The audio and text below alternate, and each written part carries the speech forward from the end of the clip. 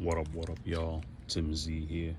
I just want to show y'all how to change your 4Runner tail light bulb or any of these bulbs easily without removing all these panels here.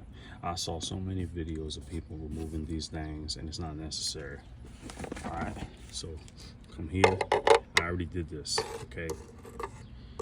But you unscrew this one, which is these kind of screws here, and this one down here, and that's all you need to remove.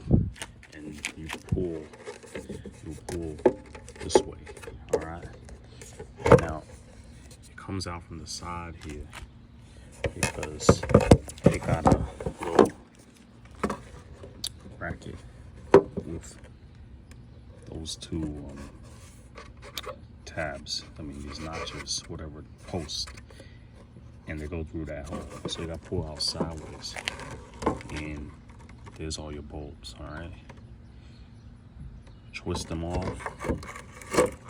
Just twist them like this. And the bulb comes out. Just put the new bulb on, twist it back in. When you want to install it back, just put it back. Put the screws back in, and you're done. You're welcome.